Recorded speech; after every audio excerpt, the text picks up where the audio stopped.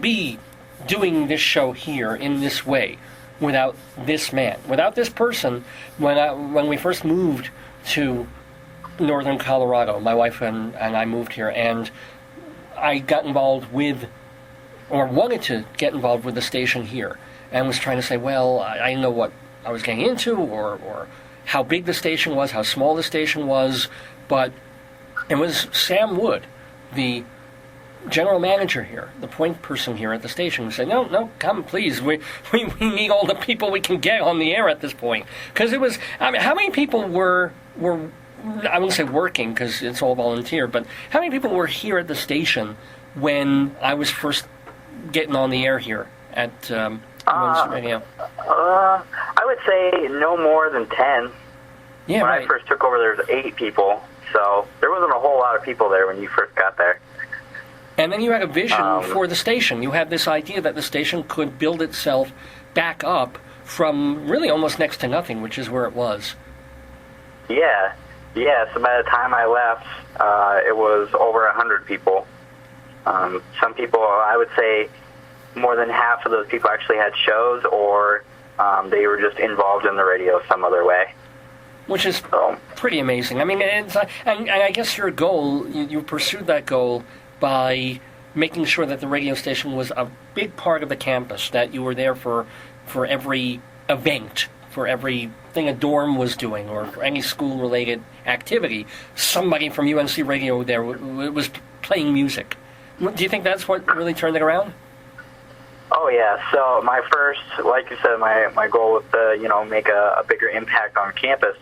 So the first thing I had to do was rebrand the radio and basically shove it in people's faces that, hey, we're there and this is what we're all about, and we're student-ran, so we don't really have any rules except our own, So so that's kind of just how it started, and people started to catch on to it, and sure enough, a couple years later, we were 3 figures strong, so...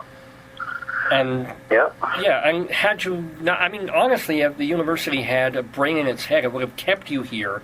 I know your GPA was kind of low because you put in 60 hours a week at the radio station, so you didn't put into your studies much. But it would have been cool. You wanted to do a master's here. It would have been nice. But you're loving the Air Force. Am I right? Yeah. So I mean, it would have been nice to stay there, and I still kind of. Certain times I get all sad and I want to be there still, but no, things happen for a reason, and so then I ended up joining the Air Force, and that's where I'm at now. And in response to your dad, I have 2 stripes, so I'm an airman first class. Airman first class. So you came in I was with able to come in with 2 stripes. Oh, you came in with 2. Wow. Okay. Yep. So what do you have to do to get that next stripe? Do you have to kill the second in command to Bin Laden or something, or what? No, not that I know of. I think it's just a time thing. I think I just have to be in for another year and a half, and I get that next stripe. And then every stripe after that, you have to test for it. So your dad was a staff sergeant, so before I become a staff sergeant, I have to test for it. Okay. And pass it. But you just passed. What test did you just pass this week? I just took a test of my training, and it just says that I'm complete in my training and I'm good to go with my job, basically. Oh, okay. So, yep. It was just a test over my job specifically. When I test for staff, it's testing over my job and Air Force stuff in general. Got it. And by the way, Sam happened to stop in. It was just a pure serendipity that I was on the air. Sam stopped in when he visited Colorado about 2 weeks ago, and we talked on the air about what he does, which is fueling airplanes, which is kind of, I mean, is it really like just a large, giant version of getting out of your car, pulling the thing off, the hose off, and jamming the hose into a hole? No jokes, please. Yeah, that's pretty much what it is, except we drive a truck, and instead of you pulling up to the gas station, we are the mobile gas station. We'll pull up to you and hook up a big 4-inch hose to the aircraft and fill it up. So I'm a glorified gas attendant. Okay. Oh, hey, it's got to get done. Yeah. Have there been any? True. I mean, yeah. Planes can't go anywhere without the fuel, so we're a big part. Have there been any funny incidents or accidents or anything in the fueling or any weird things that happened? No, that's a good thing there hasn't been, because jet fuel is so explosive. So you can't really make mistakes and live to tell about it. So I mean, I've heard stories of you're filling and you get a big fuel spill and stuff like that, or people when they go to fill up their trucks to go issue to the aircraft, that they'll overfill their trucks and all that kind of stuff. So I've heard those stories, but those people aren't in the Air Force anymore who make those type of mistakes. So. Well, what do? They throw kitty litter down? I mean, what happens if not God forbid, but if you have an accidental spill of oil everywhere? There's certain they're like rags, but they're not. They're for fuel, so they just soak up the fuel. So you're out there with a bunch of these rags and just soaking it up. That's about all you can do. Well, yeah. Well, but happily that hasn't happened to you. And you're saying, yes. I think you mentioned last week that you're going to move from driving the thing up to the plane and to being more behind the desk and a computer?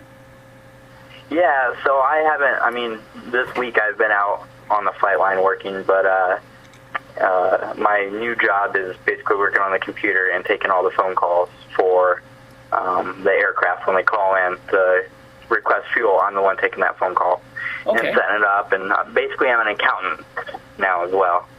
So I have to account for all the fuel and where it's going and all that kind of stuff. Is that interesting? Yeah. Okay. It's different. It's a lot. It's really cool when I don't have to go outside when it's freezing out. Wait, aren't you in Texas? I get to. What's that? Aren't you in Texas? No, not anymore. I'm in St. Louis. I'm 20 minutes east of St. Louis. Okay, well, winter shouldn't be that bad over there. It's not too bad. It's actually been pretty much like Colorado. You guys had your last really big snowstorm. Well, that came here as well, and that's pretty much it. It gets cold, but that was our super big snowstorm that we had. Oh, actually, come to think of it, this week it's been kind of cold. When the planes come in and you have to fuel them, are you doing that at 5:30 in the morning, or is it a more reasonable 10, 11, noonish hour? It just depends on the plane. It could come in at 5:30 in the morning. It could come in at 2 o'clock in the afternoon. It just depends on the plane and when they come in. Cool. So, but that's enough about me, Dave. Oh, that's right. You want to okay. Ask me. You got 5 minutes. Ask me away. Any questions that you want or have. What would you like to know? First, I want to. Who was the guy that would call right before me? The guy that Joe Salzone. Salazar. Yeah. So he talked about you not wearing a whole lot of articles of clothing, right? Yes. Yeah, I just want to say to him that doesn't change. You still stripped when you do your shows. It's There's true. so many times I walked in and you're just barely wearing any clothing. That's not true. That is totally true. Look, I take my shoes off sometimes. That's about it. What am I not wearing? Usually I have to get an air freshener after that. I'm not liking where this interview is going. Okay, so yeah. So that's just that. But no, for one of my first questions I want to ask you is, what was your favorite show that you had out of all these 500 shows? Wow, I should have thought of that because I figured that'd be the question everybody asks. Yeah. I don't necessarily have a favorite show. I have favorite moments and favorite segments and favorite... In fact, that's how I've structured this whole 500 episode, about picking out favorites. Because the show is so eclectic, it usually isn't like a whole show that I'll remember fondly. It'll be, bits and pieces here and there. So I kind of happily remember that first Halloween show we did. I think it was our 9th episode, because we had a fairly well-known actress on there, and she was really game. She came in and pre-recorded some skits that we were doing, and I was pretty proud of that. And then I just realized, hey, this is, I just got this New York actress to come all the way on the Long Island Railroad and tape some really silly stuff, and not be offended by it. And that was a signal that something cool was going on. And then I also remember fairly early on a show we did where the theme was Australia. And I wrote some parody songs, including one about a spastic kangaroo. And I thought this This is kind of just a very, it was themed, and I kind of liked the whole flow of it. So I remember that one fondly. So okay, a couple of those early programs I remember very well. For sure. I remember there's one episode I helped you do, and I remember you were stressing about it a whole lot. And do you remember the Carol Channing show? Oh, yeah. Oh, yeah. Yes, that's my most memorable Dave's Gone By show, was that one. That was cool. I remember, yeah, how much effort we had to put in to make sure everything was going to work, and all the technology was going to work at the same time, and hopefully she called, and I just remember how stressed you were, which in turn made me stressed, trying to make your show super and go over well and stuff. So, and what's funny is she did call in. We had a wonderful conversation with her for well over an hour. She was great. It's become one of the famous things that we've done. But if you go listen back, I sound like I'm in an echo chamber through half the show. Oh, my God. For some reason, we had, like, feedback going, so there was like, I'm like, hi, Carol, how are you? And it's like, oh, man. But other than that, it went great. And I just remember, how long it was, because we weren't expecting it to go that long. You remember that? And, like you said, it was an hour. Yeah, I thought she would call in for, like, 20, 30 minutes. But you get Carol Channing talking, and she was on for about an hour and 20 minutes. Yeah. Oh, man, I do remember that. That's my most memorable. Cool. And then earlier, you played the Jeopardy song. Remember that? Jeopardy on King. Your, So I have a funny story about that. I never told you. Uh-oh. You remember when you were the programming manager of the radio station, right? That's right. And you had all of your music logged onto the computer and everything. Yeah. Well, I remember coming across the Jeopardy song on there at one point. And as soon as you played it today, I just started laughing because I remember coming across it and then showing everyone I knew at the radio station how weird you were, Dave. So I was like, oh, this is Dave. This is what he does on his show. You got to listen to it. Cool. So there was that one, and there was another one I could not remember, but it was like, well, it was with the Jeopardy song that you had in the playlist in there. And I just remember playing that one too, and it was super weird. That was the most weird one that I came across. There was one you were scared of. There was something, it was either the rabbi was doing or it was something else, and you were a little worried about the head of the school, Kay, we'll just say her name is, but if she came across that, she would shut the radio. What was that? Which one was that? I think that's that song I'm talking about, is that one.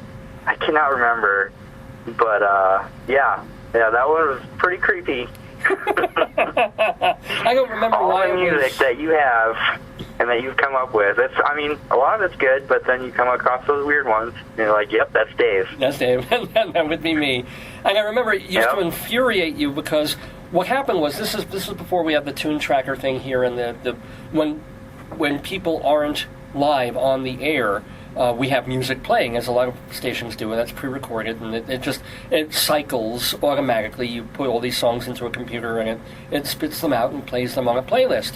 Well, where was I going with this?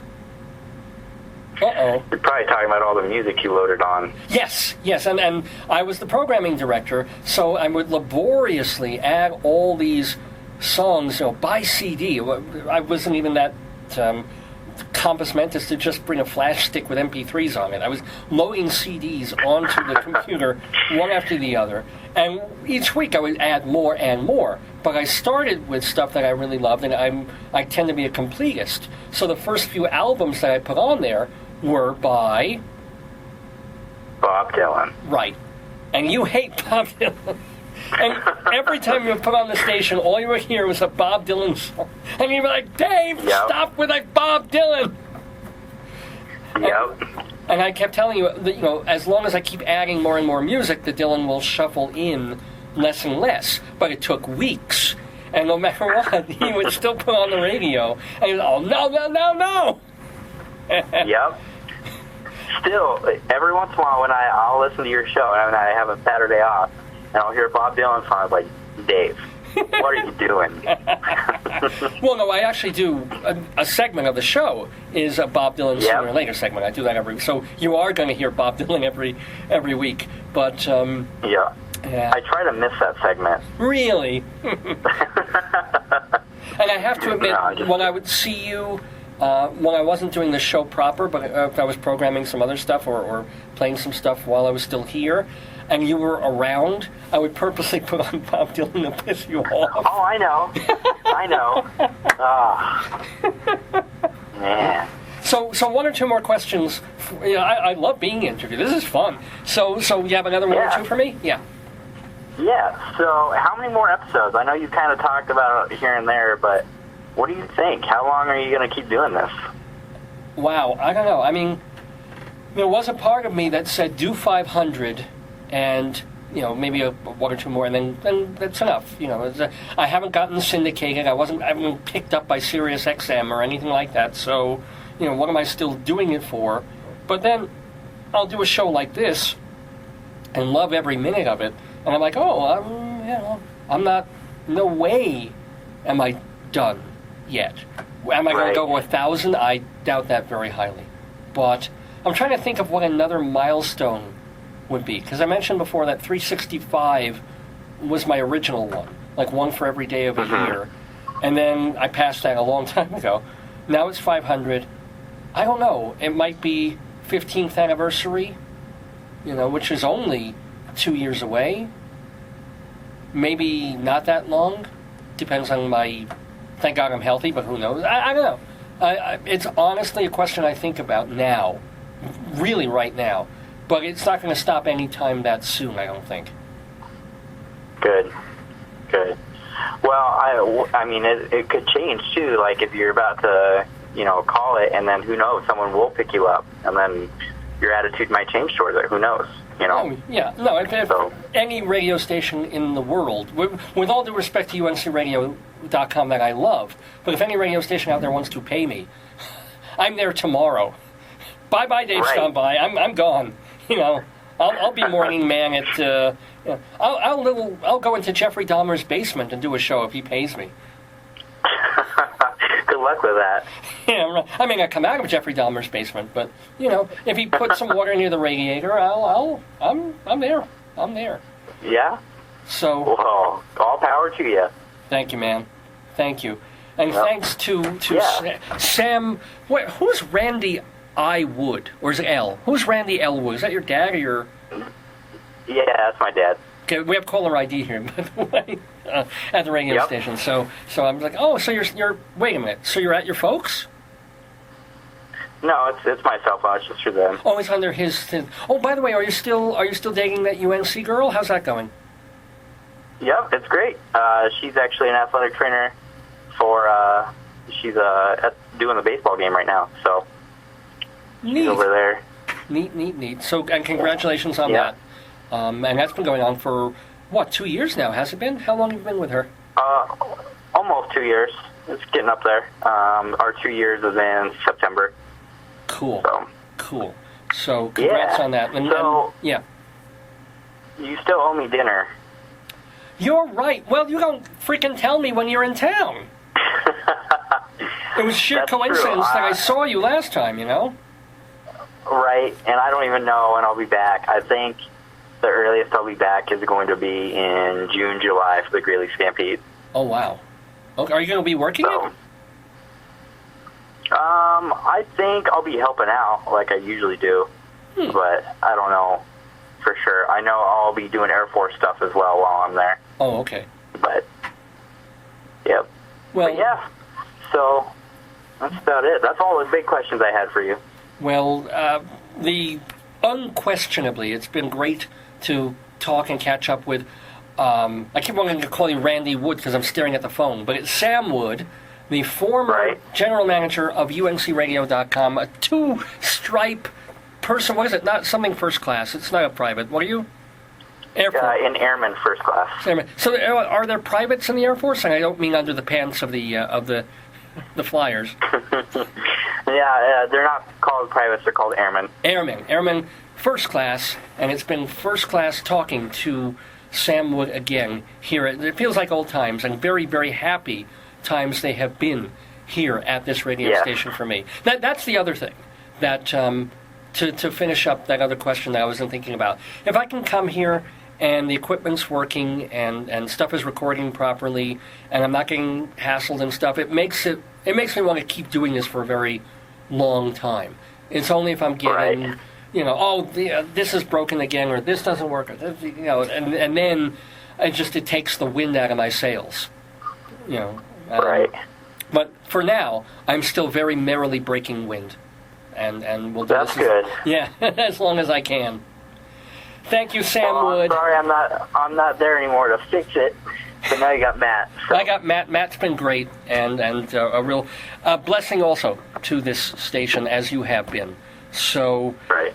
It's wonderful to catch up with you. I thank you so much for calling in and doing it. And call back. Sometimes I open the phone lines on my regular show. Be great to hear from you. Yeah, for sure. As long as my Saturdays are open, I'll always still keep listening to you. Sounds good to me. Thank you, Sam. I'll talk to you soon. Yep, bye. Bye-bye now. Sam Wood here in the neighborhood.